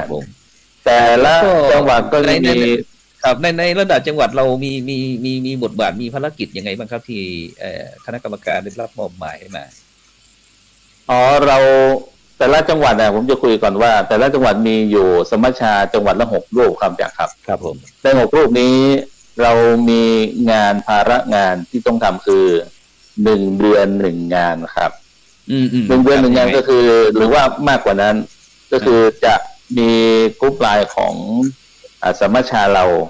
ครับมีหลวงพระเดชพระคุณพระเทพศาสนาภิบาลพระเดชพระคุณพระพรหมเสนาบดีก็จะอยู่ในกลุ่มไลน์นะครับก็จะให้สมาชิกได้ส่งกิจกรรมของแต่ละเดือนนะครับว่าเดือนนี้จังหวัดอุตรดิตถ์จังหวัดเชียงใหม่จังหวัดทั่วท้องประเทศไทยครับว่าเราทำอะไรบ้างเราทำที่ไหนก็มีรายละเอียดให้ครับแล้วก็นี่ก็คือเป็นผลงาน1 เดือนสมัชชา1 สมัชชาแต่ละรูปต้องส่งครับแล้วก็ท้ายปีก็จะมีการสรุปผลงานเป็นอีบุ๊กครับให้ชมว่าแต่ละจังหวัดมีจำนวนการส่งงานของแต่ละพื้นที่มีเท่าไหร่เช่นภาคเหนือมีเท่าไหร่มีภาคกลางมีเท่าไหร่ภาคตะวันออกเฉียงเหนือมีเท่าไหร่ภาคใต้มีเท่าไหร่ครับอันนี้ก็คือเป็นผลงานของสมัชชาเราในการต่อยอดกิจกรรมหมู่บ้านรักษาศีล5ครับครับผมครับสาธุครับผมไปที่ท่านอาจารย์พระครูโสพล วิยสุธีครับเมื่อกี้ท่านอาจารย์บอกว่าในยุคแรกๆนั้นคณะกรรมการของเราก็พยายามคำหาเป้านะครับในโครงการรักษาศีล5เมื่อได้มีสมัชชาศีล5เข้ามาเสริมนี้ท่านอาจารย์มีมุมมองอย่างไรบ้างครับผมก็ดีครับผมว่าเพราะว่าคณะกรรมการชุดใหญ่ก็คือคณะกรรมการศีล5ระดับโหดเนี่ยคณะกรรมการไม่ได้มีครบทุกจังหวัดแต่ว่าสมัชชาเนี่ยมีครบทุกจังหวัดจังหวัดละ6 รูปแล้วก็แต่ละรูปเนี่ยเราก็มาใช้งานในจังหวัดได้นะครับเพราะว่าเรื่องเหล่านี้เนี่ยมันเหมือนกับมีกำลังคนเพิ่มขึ้นที่จะมาช่วยในการทำงานครับอย่างพะเยาปีนี้ผมก็ว่าเนี่ยวันที่18เนี่ยก็จะต้องนำมาประชุมร่วมนะครับเพื่อที่จะต้องหาแนวทางในการต้อนรับคณะกรรมการจากผลเหนือเนี่ยมาตรวจเยี่ยมที่พะเยาวันที่27 มิถุนายนเราก็ต้องเตรียมการครับนอกจากไปตรวจคนอื่นแล้วเราไปต้องเตรียมการว่าตรวจบ้างนะครับเป็นการแลกเปลี่ยนเรียนรู้ซึ่งกันและกันนะครับและอีกส่วนหนึ่งเนี่ยเราก็นำไปปรับปรุงเนาะแก้ไขสิ่งไหนที่คณะกรรมการได้คอมเมนต์ในปีที่แล้วแล้วก็นำมาปรับปรุงว่าเราจะเพิ่มเติมตรงไหนให้มันสมบูรณ์ยิ่งขึ้นนะครับเพราะการทำงานเนี่ยมันก็เปลี่ยนแปลงไปทุกปีเนาะจะให้มันสมบูรณ์ทีเดียวมันก็ลำบากนะครับแต่ผมเห็นว่าการทำงานของ2 คณะกรรมการเนี่ยมันสอดรับกันครับระหว่างคณะกรรมการระดับหนกับสมัชชาเนี่ยในเมื่อทำงานไปแล้วมันก็ดีนะเพราะว่าเหมือนกับนกมันมี2 ปีกช่วยกันพยุงให้มันบินไปไกลมากยิ่งขึ้นนะครับครับขอบคุณครับไปที่ท่านอาจารย์เจ้าคุณพระวินัยสาธรครับปีนี้ครับอาจารย์ครับภารกิจของโครงการหมู่บ้านรักษาศีล5ของเราจะเพิ่มเติมขึ้นนะครับอย่างโดยเฉพาะ ประธานใหญ่คนเหนือของเราคือท่านอาจารย์เจ้าคุณพระเทพรัตนนายกท่านก็บอกว่าศีลห้าคนเหนือของเราจะเน้นเรื่องการปฏิบัติธรรมอย่างนี้เป็นต้นนะครับแล้วก็จะมีจากสำนักงานพุทธศาสนาแห่งชาตินะครับที่กับคณะกรรมการศีลห้าส่วนกลางของเรามีภารกิจเพิ่มขึ้นก็คือเรื่องโรงเรียนศีลห้านะครับแล้วก็หมู่บ้านภาคีเครือข่ายนะครับซึ่งตรงนี้ท่านอาจารย์มีมุมมองอย่างไรครับท่านอาจารย์เจ้าคุณครับผมจะดีขึ้นหรือว่าจะยังไงก็ถือว่าเป็นการพัฒนาขึ้นเพราะว่าในเรื่องของการเราเบื้องต้นเราไปดูเรื่องของอาชีพเรื่องของการเป็นอยู่แต่เรื่องตอนนี้เรื่องของจิตสิ่งสำคัญใจเรื่องของสำนักปฏิบัติธรรมก็มีทุกจังหวัดเพราะนั้นการที่ไปเน้นตรงนี้ก็เป็นการกระตุ้นให้เรื่องของการขับเคลื่อนของสำนักปฏิบัติธรรมแต่ละจังหวัดที่เอาเรื่องของศีลธรรมเรื่องของการปฏิบัติก็เป็นเรื่องของเป็นความมั่นคงของชีวิตเหมือนกันเพราะนั้นในการสำนักที่มีสำนักปฏิบัติธรรมแต่ละจังหวัดนั้นบางที่ก็รู้สึกว่าที่เท่าที่ได้ไม่มีการขับเคลื่อนก็มีบางทีก็ยุบไปก็มีเพราะนั้นการที่เราไปกระตุ้นตรงเนี้ยเราก็จะได้ส่วนหนึ่งที่ว่าได้ภาคีเรื่อยๆได้คณะทำงานที่เพิ่มขึ้นมาแล้วก็เป็นการขับเคลื่อนของศีลห้าเราด้วยเพราะนั้นการยกยอดก็เรื่องของที่จะได้จากปีนี้ก็คิดว่าจะได้เห็นในของแต่ละจังหวัดนั้นเรื่องของภาคปฏิบัติมากขึ้นครับผมเรื่องของทำจริยธรรมครับซึ่งโดยเฉพาะสถานศึกษาอะไรต่างๆโรงเรียนอะไรต่างๆนะครับซึ่งวันนี้ก็ผมก็ได้มีโอกาสลงพื้นที่ครับกับพระเดชพระคุณหลวงพ่อพระเทพปริยัตินะครับเจ้าคณะจังหวัดเชียงใหม่พระเดชพระคุณหลวงพ่อพระเทพสิงหวราจารย์ดร.ครับประธานขับเคลื่อนโครงการหมู่บ้านรักษาศีลห้าจังหวัดเชียงใหม่ของเรานะครับลงไปที่บ้านวัดน้ำต้องบ้านแม่หอยนะครับอำเภอจอมทองจังหวัดเชียงใหม่นะครับซึ่งก็ได้ไปเตรียมเรื่องพื้นที่นะครับเรื่องพื้นที่ตรงก็มีการประชุมเข้มงวดอย่างที่ท่านอาจารย์พระครูโสพลปริยัติสุธีนะครับท่านอาจารย์รองศาสตราจารย์ดร.นะครับได้พูดเมื่อกี้นะครับว่าจะมีการลงไปพื้นที่กันนอกจากที่เราจะไปตรวจเยี่ยมผู้อื่นแล้วนะครับเราก็ต้องนำจากสิ่งดีๆที่มาต่อยอดในพื้นที่ของเรานะครับฉะนั้นท่านอาจารย์ไปที่ท่านอาจารย์พระครูสังฆลักษวัฒน์ครับในฐานะที่เป็นพระสงฆ์รุ่นใหม่มีมุมมองยังไงกับโครงการหมู่บ้านรักษาศีลห้าเมื่อหมู่บ้านนะครับหมู่บ้านได้เข้าร่วมโครงการแล้วเนี่ยได้อะไรจากโครงการหมู่บ้านรักษาศีลห้าใช่ครับผมว่าคำถามนี้เป็นคำถามยอดฮิตนะครับอาจารย์ครับคำถามยอดฮิตก็คือทำไปแล้วเราได้อะไรครับในฐานะที่ผมสัมผัสกับกิจกรรมของหมู่บ้านรักษาศีลห้าถามว่าสิ่งหนึ่งที่เราได้ก็คือความเข้มแข็งของชุมชนทางด้านศีลธรรมครับอาจารย์ครับถ้าศีลธรรมไม่กลับมาโลกาจะวินาศอย่างพระเดชพระคุณได้ให้ปฏิฐานไว้หรือว่าศีลเป็นสิ่งเดียวครับที่จะเป็นตัวเชื่อมคนในสังคมให้มีความสุขครับโดยเป็นจุดเล็กๆผมว่าถ้าหากว่าหมู่บ้านเรามีความสุขประเทศชาติหรือระดับจังหวัดหรือระดับใหญ่ๆที่ขึ้นไปก็จะมีความสุขตามมาครับก็คือเราเริ่มจากหน่วยเล็กๆก่อนจากที่ไปมานะครับอย่างเช่นเราลงพื้นที่แล้วหลังจากที่สัมผัสกับชาวบ้านเนี่ยว่าการที่เข้าร่วมโครงการหมู่บ้านรักษาศีลห้าแล้วได้อะไรสิ่งหนึ่งแล้วได้คือความสมานฉันท์ของคนในชุมชนครับโดยใช้หลักธรรมทางพระพุทธศาสนาครับตัวนี้ครับเป็นสิ่งที่สำคัญที่สุดของการที่จะทำอะไรทุกๆอย่างถ้ามีความปรองดองสมานฉันท์เกิดขึ้นทุกอย่างครับก็จะง่ายและเป็นกลไกที่สำคัญในการขับเคลื่อนชุมชนให้เป็นชุมชนคุณธรรมหรือว่าโรงเรียนศีลห้าก็ดีผมว่าง่ายนิดเดียวครับถ้าหากว่ามีความปรองดองสมานฉันท์มีความร่วมมือตามหลักบวรบ้านและโรงเรียนทุกสิ่งทุกอย่างง่ายที่สุดครับเราจะเติมอะไรเข้าไปก็ง่ายครับในส่วนนี้ครับครับสาธุครับผมไปที่ท่านอาจารย์พระครูโสพลปริยัติสุธีครับท่านอาจารย์พระครูครับผมครับผม ท่านอาจารย์ได้บอกว่าสังคมบอบช้ำพระช่วยทำปลุกคนให้ตื่นครอบครัวได้คนดีคืนภาระอื่นๆคงดีขึ้นตามตรงนี้ครับนี่เป็นเนื้อเพลงที่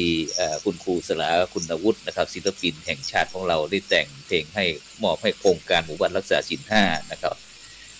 หรือก็หน่วยอบรมประชาชนประจำตำบลท่านอาจารย์บอกว่ามันพอจะตอบโจทย์ได้ไหมครับปัญหาในสังคมในปัจจุบันนะครับไม่ว่าจะเป็นเกี่ยวกับเรื่องเทคโนโลยีเรื่องอะไรต่างๆแล้วนี่ครับโดยเฉพาะสิ่งเสพติดยาเสพติดบางครั้งก็เกิดการละเมอเฟ้อฝันมโนไปบอกว่าคนนั้นจะมาทำร้ายคนนี้จะทำร้ายคนนั้นด่าบ้างอะไรต่างๆนะครับทำให้เกิดปัญหาสารพันหมู่บ้านรักษาศีล5ของเราจะตอบโจทย์ตรงนี้บ้างไหมครับในยุคปัจจุบันครับก็ผมว่าหนเหนือเราก็มาถูกทางส่วนหนึ่งนะเพราะว่าเรามีของแถมใช่ไหมอย่างโครงการหมู่บ้านรักษาศีล5เนี่ยโดยมากเขาก็จะไปตรวจเยี่ยมแค่ศีล5แต่ว่าหนเหนือเราเนี่ยบอกว่ามีของแถมก็คือว่าเราเน้นไปที่การปฏิบัติธรรมด้วยตัวนี้ต่างหากที่มันสะท้อนให้เห็นว่านอกจากจะมีศีลแล้วมันต้องมีธรรมให้เป็นควบคู่กันไปพอมันมีศีลมีธรรมปุ๊บเนี่ยมันทำให้สังคมมันอยู่รอดประคองกันอย่างที่เราเห็นทุกวันเนี่ยครับคนที่เก่งๆทั้งนั้นนะที่ฆ่าตัวตายล้มเหลวในชีวิตแล้วก็ไม่ประสบความสำเร็จในหน้าที่การงานผมว่าคนเก่งทั้งนั้นนะครับไปดูเลยแต่ว่าคนที่อยู่เป็นปกติสุขผมว่าคนที่มีธรรมใช่ไหมคนที่มีธรรมเพราะคนที่มีธรรมเนี่ยผมว่าอยู่ที่ไหน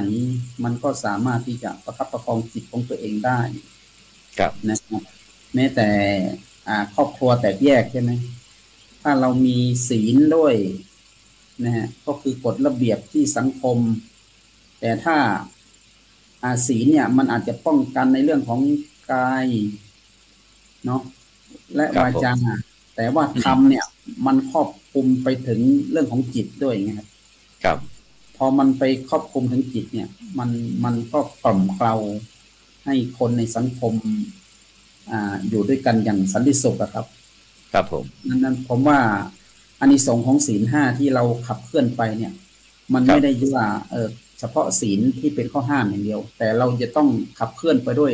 ธรรมด้วยไงพอเราขับเคลื่อนไปด้วยศีลและธรรมมันก็เลยกล่อมเกลาให้สังคมร่มเย็นเป็นสุขมากขึ้นครับผมว่าปีแรกๆอาจจะไม่ค่อยเห็นความสำคัญปีต่อไปเนี่ยคนเริ่มรับรู้ถึงเรื่องทางหูใช่ไหมว่าอันนี้คือศีลธรรมพอพูดไปพูดมาเนี่ยแต่ละคนก็ต้องมีปัญญาที่เกิดขึ้นอย่างที่ว่าเมื่อเกิดปัญญาปุ๊บมันก็ต้องมาไตร่ตรอง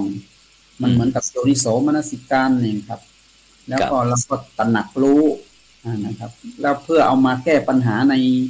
ครอบครัวในวิถีชีวิตผมว่า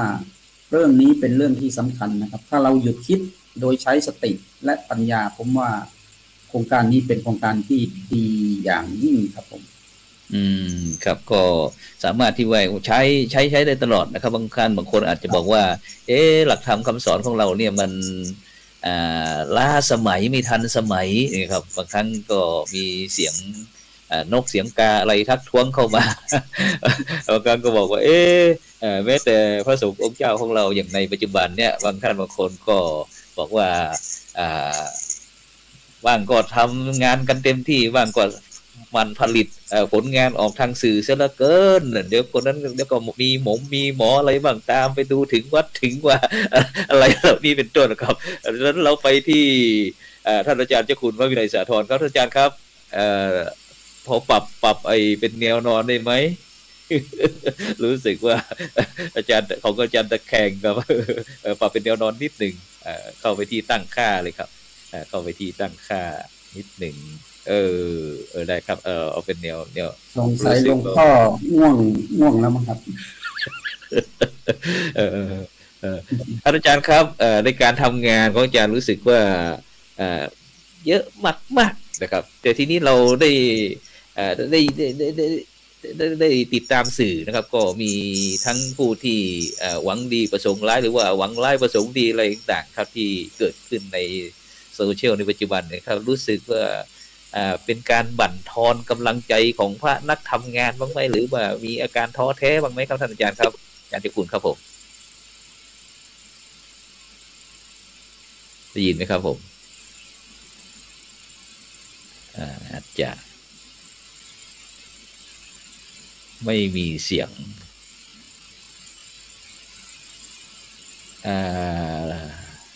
เลขาไปไหนช่วยด้วย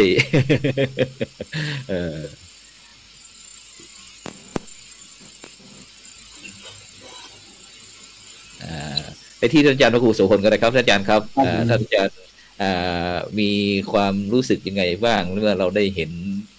ทางสื่อทางอะไรต่างๆที่เวลาพระที่ทำงานก็ไม่ได้ไปออกนะครับแต่พระติดนิดๆหน่อยๆอะไรที่ว่าอาจจะเป็นส่วนเล็กๆนะครับเอามาเสนอกันเสียเหลือเกินครับท่านอาจารย์มีความรู้สึกท้อแท้บ้างไหมในการทำงานผมหรือว่ายังไงว่ามันเป็นความงามของโลกมนุษย์นะครับเป็นโลกธรรม8ที่มันเล่นในกระบวนการเหล่านี้ครับพิสูจน์คนระยะทางพิสูจน์มาการเวลาพิสูจน์คนผมว่าหลักธรรมเนี่ยเป็นเรื่องที่เป็นอากาลิโกเนาะมันไม่ขึ้นอยู่กับการเวลามันเป็นความจริงของมันส่วนพระสงฆ์ที่ว่าประพฤติปฏิบัติไม่ถูกต้องแล้วก็ถูกเอามาลงข่าวเนี่ยเพราะว่ามีส่วนน้อยนะแต่พระที่เขาทำกิจกรรมทั้ง6 ด้านเนี่ยก็ทำงานเผยแผ่เขาก็มีเป็นหมื่นเป็นแสนนะครับก็ถ้าเทียบเปอร์เซ็นต์แล้วผมว่ามันน้อยนิดนะครับแต่ว่าการทำงานของเราเนี่ยมันก็ทำให้เห็นอยู่เหมือนกันว่าเราอาจจะบกพร่องอะไรไหมเราจะต้องแก้จุดไหน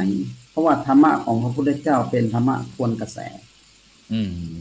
กระแสเนี่ยมันไหลทวนยังไงครับอาจารย์ทวนกระแสช่วยอธิบายนิดหนึ่งทวนกระแสยังไงคือกระแสของมนุษย์หรือว่ากระแสของคนเนี่ยมันจิตใจของคนเนี่ยมันโน้มไปทางที่ไหลไปทางสูงต่ำใช่ไหมครับแต่ว่าธรรมะเนี่ยพยายามจะยกฐานะจิตของคนเนี่ยให้เป็นมนุษย์ขึ้นมาก็คือมันก็ต้องทวนกระแสกันที่พ่ายแพ้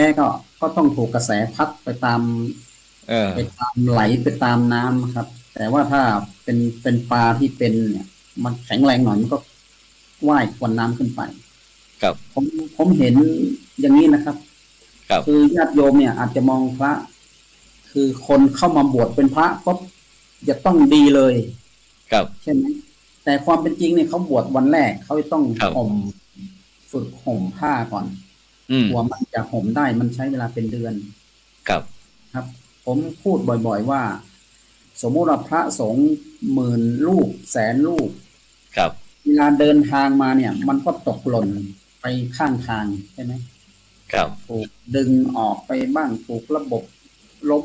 ตรงนั้นบ้างคนที่เดินมาถึงปัจจุบันเนี่ยผมว่าถ้าได้ดีอย่างหลวงปู่ทองสักรูปหนึ่งก็คุ้มนะผลิตพระ100,000-200,000 รูปเนี่ยแต่ว่าเรากลั่นแล้วได้อย่างพระพรหมมงคลก็ดีพระอุบลีคุณธรรมที่วัดสุนทรคำก็ดีสักรูป2 รูปผมว่าคุ้มนะครับคุ้มฉะนั้นอาจารย์กำลังจะเปรียบเทียบระหว่างเหมือนกับการล่อนเพชรล่อนทองใช่ไหมครับตอนนี้เราก็เราก็เอาทั้งหินทั้งดินทั้งทรายอะไรต่างๆมาล่อนนะครับแล้วก็คัดเอาที่สิ่งที่เราต้องการก็คือเรื่องเพชรใช่ไหมครับครับก็เป็นไปไม่ได้หรอกที่จับคนมาแล้วก็ใส่ผ้าเหลืองแล้วมันดีเลยเนี่ยผมว่าไม่ได้ต้องผ่านการฝึกฝนผ่านการกล่อมเกลาใช่ไหมครับผ่านประสบการณ์เรื่องสติปัญญาผมว่ามันต้องใช้หลักธรรมอ่ะมันอยู่ๆมันจะให้เป็นพระที่สมบูรณ์แบบผมว่ามันเป็นไปไม่ได้ครับซึ่งถ้าอย่างนั้นเราเปรียบเทียบเหมือนกับพระนี่ก็เหมือนกับนักเรียนด้วยได้ไหมครับอย่างนักเรียนนักศึกษานิสิตต่างๆเนี่ยนั่นเขาก็เรียกเสขะกับอาเสขะไงครับ เสขบุคคลก็คือพวกที่กำลังเรียนอยู่ใช่ไหมครับผมแล้วอาเสขบุคคลก็คือพวกที่ไม่ต้องเรียนแล้ว ก็คือสำเร็จละก็คือสมบูรณ์แบบก็ประเภทหลังนี่ไงที่เรายกย่องครับเป็นสงฆ์เป็นอริยสงฆ์นะครับครับผมอย่างพวกเรานี่โดยมากก็เป็นสมมุติสงฆ์โดยสมมุติครับแล้วเราไปต้องผ่านการบวชเรียนผ่านการฝึกฝนใช่ไหมครับผ่านอะไรต่างๆมากมายประสบการณ์จนหล่อหลอมขึ้นมาเป็นเหมือนหลวงปู่ในอนาคตครับผมหลวงปู่ท่านที่ผ่านมาท่านก็เป็นพระหนุ่มอย่างพวกเรานี่แหละครับแล้วท่านก็ตั้งมุ่งมั่นตั้งใจในการทำงานพอท่านสั่งสมประสบการณ์มีบารมีเกิดขึ้นมากขึ้นท่านก็เป็นพระสงฆ์ที่น่ากราบไหว้บูชาครับผมแล้วพวกเราในอนาคตถ้าประคองนะถ้าใช้สติและปัญญาประคองตัวประคองตนอยู่ในสำนักวิสัยที่พอที่จะสอบผ่านได้เนี่ยผมว่าเราก็ต้องขยับสถานภาพไปเป็นหลวงปู่หลวงตาเป็นที่เคารพนับถือของญาติโยมได้เหมือนกันครับผมครับขอบคุณครับไปที่ท่านอาจารย์เจ้าคุณวินัยสาธรครับพร้อมหรือยังครับอาจารย์เจ้าคุณครับผมพร้อมครับกล้องยังคำถามเดิมครับท่านอาจารย์ครับเมื่อเจอทางสื่ออะไรต่างๆที่เวลาท่านอาจารย์เจ้าคุณทำงานโอ้ยงานยิ่งใหญ่มาโตมโหฬารทั้งระดับโลกระดับชาติระดับประเทศอะไรต่างๆนะครับไม่มีสื่ออะไรเอาไปออกนะครับมีแต่สื่อของพระครูโสพลเท่านี้มาออกครับแล้วก็เวลาเรื่องที่ไม่เป็นเรื่องก็เอามาเป็นเรื่องสื่อเลยช่องนั้นช่องนี้ครับท่านอาจารย์รู้สึกท้อแท้บ้างไหมในการทำงานเนี่ยที่จริง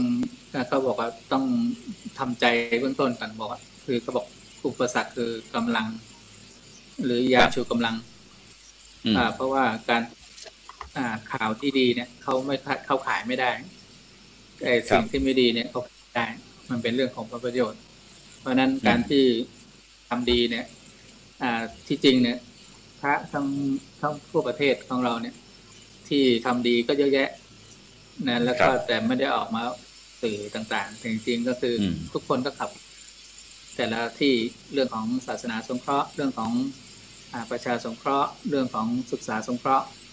แล้วก็เรื่องของการปกครองจริงๆทุกคนทำงานกันอยู่แล้วแล้วก็มีบทบาทหน้าที่และต้องการรับผิดชอบในบทบาทของที่ได้รับกันมาเพราะนั้นการที่ดีก็ดีอะไรก็ดีมันก็มีเรื่องของเทคโนโลยีเป็นเรื่องของปกติว่าบางครั้งมันเป็นเรื่องของใหม่แล้วก็สองเป็นสิ่งที่ดาบสองคมเหมือนกันเพราะบางครั้งใช้ก็เป็นประโยชน์ถ้าใช้ไม่เป็นก็เป็นโทษเหมือนกันแล้วก็ถ้าไปยิ่งไปใช้เรื่องของการที่ทำลายผู้อื่นเหมือนที่เราเห็นอยู่ผลสุดท้ายก็สะท้อนกับหาเจ้าของเองเหมือนมุมแมลงนั้นสิ่งที่สำคัญว่าเราทำดีเราก็เชื่อมั่นแล้วก็เราตั้งมั่นแล้วก็เป็นหลักให้ชาวบ้านเราเป็นหลักให้ของสังคมแล้วก็เป็นหลักของลูกศิษย์ลูกหาต่อไปเพราะว่าบางครั้งเขาก็ดูเราเหมือนกันเขาบอกบางครั้งก็ต้องตั้งหลักว่าการเดียวไม่ได้เห็นแล้วก็ปฏิบัติแล้วก็ประโยชน์มันก็จะเกิดขึ้นเพราะนั้นประโยชน์ทั้งหลายนั้นก็อยู่ที่การที่เรามีเป้าหมายร่วมกันไปในทางแนวเดียวกันเพราะนั้นจุดที่เป้าหมายคือความสุขแล้วก็ความสงบแล้วก็การที่เกิดทำยังไงให้สังคมอยู่เย็นเป็นสุขและเราก็เป็นส่วนหนึ่งของสังคมใช้ทฤษฎีของบวรบ้านวัดราชการก็ถือว่าก็ที่ก็ใช้ตรงนี้มาที่ประสบความสำเร็จเนาะเท่าที่ทำงานมาอย่างที่เห็นทุกคนมีส่วนร่วมเนี่ยความเข้มแข็งมันจะเกิดขึ้นแล้วก็เป้าหมายต้องมีเป้าหมายร่วมกันแล้วก็เดินไปด้วยกันเพราะนั้นถ้ารู้เหตุและผลเนี่ยผมว่าต่อให้มีอุปสรรคอย่างไรก็ฝังเราไม่ได้เราก็ไปจนถึงเป้าหมายกับทุกอย่างครับผมเพราะนั้น เรื่องของปัญหาเรื่องของสื่อนะผมว่ามันก็เพิ่งมาที่หลัง แต่เราก็ใช้เป็นอย่างในปัจจุบันอย่างท่านอาจารย์พระครูเลขาท่านที่แล้วได้ออกสื่อตรงนี้เราก็ถือว่าเป็นส่วนหนึ่งที่ใช้เพื่ออย่างน้อยคือได้มุมมองได้ความแนวความคิดได้เรื่องของการมีส่วนร่วมซึ่งกันและกันแล้วก็แลกเปลี่ยนเรียนรู้แล้วก็ บางครั้งก็ทุกคนก็ไม่สามารถครับผมไปที่ท่านอาจารย์พระครูสังฆลักษวัฒน์ก็แล้วกันครับท่านอาจารย์พระครูครับสู้ไหมสบายครับอาจารย์ครับสู้นะครับครับในส่วนของผมได้ฟังพระเดชพระคุณอาจารย์คุณกับท่านอาจารย์พระครูโสพลปริยสุธีได้คุยเกี่ยวกับวิกฤตศรัทธาของพระสงฆ์นะฮะผมนึกถึงคำสอนของหลวงปู่ชาครับหลวงปู่ชาสุภัทโทวันหนองปอพงครับมีอยู่ครั้งหนึ่งมีโยมไปถามหลวงปู่ชาบอกว่าหลวงพ่อปัจจุบันเนี่ยไม่อยากจะศรัทธาในตัวพระสงฆ์เลยไม่รู้ไม่แยกแยะว่าพระสงฆ์นั้นจะเป็นพระสงฆ์จริงหรือว่าพระสงฆ์ปลอมพระสงฆ์บางรูปไม่น่าศรัทธาไม่น่ากราบไหว้เลยหลวงปู่ชาหลวงพ่อชาก็สอนว่าโยมพระสงฆ์นี้ก็เหมือนกับก็เปรียบเสมือนกับการที่ร่อนทองถามว่าคุณโยมร่อนทองคุณโยมเอาทองทั้งหมดที่หลุดออกมาได้ใช่ไหมการร่อนทองก็คือร่อนเอาสิ่งที่เป็นตัวทองกับพระสงฆ์ก็เป็นเช่นเดียวกันครับผมคิดว่าก็มีทั้งดีมีทั้งไม่ดีแต่สิ่งหนึ่งที่หลวงพ่อชาสุภัทโทได้สอนว่าเราอยากศรัทธาในตัวบุคคลให้ศรัทธาในคำสอนของพระพุทธเจ้าครับนี่คือเป็นสิ่งที่สำคัญที่สุดผมนึกถึงบทกลอนบทหนึ่งครับที่บอกว่าอนินทากาเลเหมือนเทน้ำจะช่องช้ำเหมือนกับมีดมากรีดหินแม้นองค์พระปฏิมาอย่างราคินมีหรือมนุษย์คนดินจะไม่สิ้นคำติดชินและนินทาครับมันเป็นธรรมดาครับเมื่อกับเหรียญที่มีสองด้านเป็นต้นครับอาจารย์ครับครับสาธุครับไปที่ท่านอาจารย์พระครูโสพลปริยสุธีครับช่วยให้กำลังใจกับบรรดาพี่น้องประชาชนชาวโลกนะครับที่ได้รับผลกระทบจากสถานการณ์ยุคนิวนอร์มอลครับนิมนต์ครับท่านอาจารย์พระครูครับครับผมในตำนานของพระพุทธศาสนานะครับพระพุทธเจ้าตรัสไว้ชัดเจนว่าการเวียนว่ายตายเกิดในวัฏสงสารเนี่ยมันมีอุปสรรคมันมีภัยมากมายที่จะต้องกลืนกินมนุษย์เปรียบเหมือนกับมนุษย์คนเราเนี่ยเวียนว่ายอยู่ในทะเลหลวงมันจะต้องเจอทั้งฉลามทั้งจระเข้ทั้งปลาดุร้ายปิรันย่าแต่ถ้าใครประคับประคองตัวเองจนมีอายุขึ้นมาแล้วก็สามารถที่จะยืนด้วยลำแข้งลำขาตัวเองแล้วก็สร้างสรรค์ประโยชน์ให้กับตัวเองและครอบครัวสังคมเนี่ยผมว่าตรงนี้ตั้งหากเป็นสุดยอดของมนุษย์นะสำเร็จวิชายุคพอสมควรนะครับส่วนใครที่ว่ายน้ำไม่ไหวหรือว่า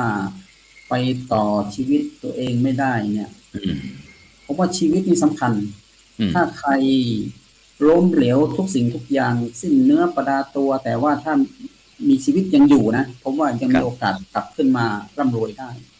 แต่ถ้าจบชีวิตไปก่อนเนี่ยผมว่าไม่มีโอกาสชนะอะไรสักอย่างเลยดังนั้นจึงให้กำลังใจญาติโยมทุกท่านทุกคนแล้วก็พระสงฆ์องค์เจ้าที่ทำงานเพื่อพระศาสนาอย่าได้ท้อแท้ได้ถดถอยขอให้ต่อสู้ปัญหาอุปสรรคเพราะว่าปัญหาอุปสรรคต่างๆเนี่ยมันไม่ได้มีเฉพาะเราคนเดียวใช่ไหมทุกคนก็เจอแต่ว่า